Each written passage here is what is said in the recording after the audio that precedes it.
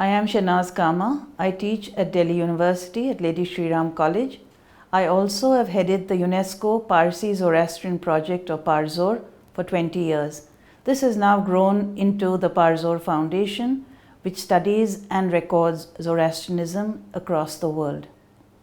These lectures aim to showcase the philosophy of a Bronze Age prophet Zarathustra of Iran. Called Zoroaster by the Greeks, who regarded him as a bearer of ancient wisdom, he offered a seemingly modern philosophy of choice to humankind. Zoroastrians are thinly spread across the world, yet are little known. Zoroastrianism is perhaps the world's oldest revealed religion, following one god, Ahura Mazda. Gathic Avastan, in which the songs of the prophet, the Gathas, are written, is linguistically closest to Rig Vedic Sanskrit, and a common Indo-Aryan past connects Zoroastrianism and Hinduism.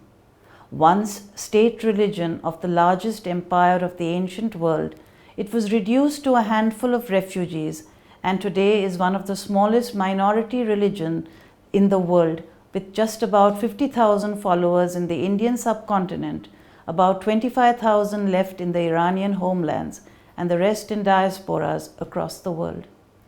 Why should anyone study this faith today? Diversity and plurality are part of our global world. Harmony in the environment, our one world, is imperative as we face climate change, and more refugees are walking across continents than ever before. It is a time of battle between despair and hope, when humanity needs to believe we have a role to play.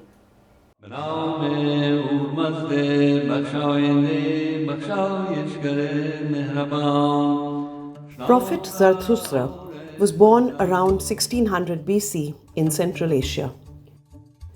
In a Bronze Age setting, he taught there was only one God, Ahura Mazda, Lord of light and wisdom. In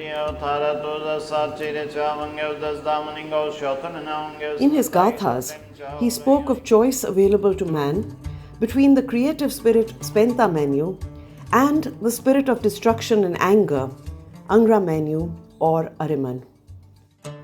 For Zoroaster, the name given to him by the ancient Greeks, the physical and mental worlds are interrelated through the seven Amesha Spentas, or guardians, who create balance and harmony in both the physical and spiritual realms. This harmony is best represented in a later symbol of Zoroastrianism, the Farohar or Fravashi, which combines wings soaring upwards to the divine with the figure of man. In this symbolic representation, man holds a ring, a covenant to work with the good spirit to overcome negation and create perfection. The three terms which every Zoroastrian child learns are Humata, Hukta, Hur, Varashta, in Parsi Gujarati, Manashni, Gavashni, Gunashni, good thoughts, good words, good deeds. Here, deeds or action are most important. Zoroastrianism has been called a religion of action, and each Zoroastrian child at his or her initiation into the faith or Navjot becomes one who protects our bounteous or Spenta creation. Geography plays a large part in the creation of history. The Iranian plateau was a cold desert which would flourish when water and warmth was available. Therefore, fire and water are sacred in this tradition. The contrast between life-giving abundance and cold destitution give humanity the call to act with wisdom. Why is the world torn between good and evil? Why is there joy and sorrow? Zarathustra's questions in the Gathas remain relevant even today. He is the only prophet to have been a priest. Dating about his life varies, but 1800 to 1600 BC, when Iran entered the Bronze Age, is recognized today as the time he preached his message. The prophet, according to the Greek historians, laughed when he was born, the only child to do so, for Zoroastrianism stresses a life of abundance and joy. This religion of joy teaches one that, and I quote, happiness comes to him who brings happiness to others, Yashna 43.1. The 17 hymns of the 5 Gathas are all that we have remaining of Zoroaster's own words. Legend tells us that divine revelation came to him at age 30 as he emerged from the purity of the Daitya or Oxus river into the freshness of a spring dawn and was led into the presence of Ahura Mazda. Zarathustra comes across as intensely human, battling existential questions.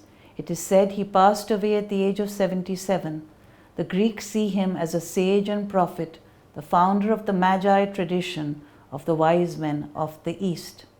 His new spiritual order emphasizes the importance of truth, choice between good and evil, individual responsibility, and service to all creation. I quote, "Hear with your ears the highest truths I preach, and with illumined minds weigh them with care, before you choose which of the 2 paths to tread, deciding man by man, each one for each." This is from the Gathas, Yashna 30.2. 3 Persian empires upheld this wisdom. Herodotus stated, "The Persians teach their children, quote, 3 things only, to ride, to draw a bow, and speak the truth." The largest empire of the ancient world allowed choice to its subjects. The laws of the Medes and Persians called Cyrus the Great to be called, quote, "the Lord's anointed" by Isaiah in the Old Testament. His successor Darius created the Royal Road, designed the world's first courier system, constructed a canal precursor to the Suez Canal. Ancient Persian environmental systems of water are still in use today, while their vaulted domes transformed architecture. Medical and astronomical studies benefited an empire spread from Europe to China. But empires end, their kings and palaces are forgotten. Memories, however, remain. The oral tradition preserved the most important teachings, Humakta Hukta Hurvarashta, good thoughts, good words, good deeds, one's own capacity to make one's fate. Perhaps this is the driving force behind the focus on action and care for nature.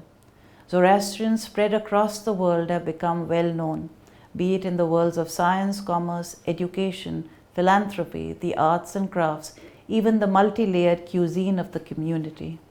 The Zoroastrians have lived by a belief in their din or religious tradition based on the Gathas and the Avastha, with a belief that all humankind needs to work towards the Frashokereti or harmony at the end of time when all will be made perfect. It has not been an easy journey for the Zoroastrians, but their capacity to adapt to circumstances, integrate both East and West, teach others their ancient skills, creates a unique tapestry of humanity.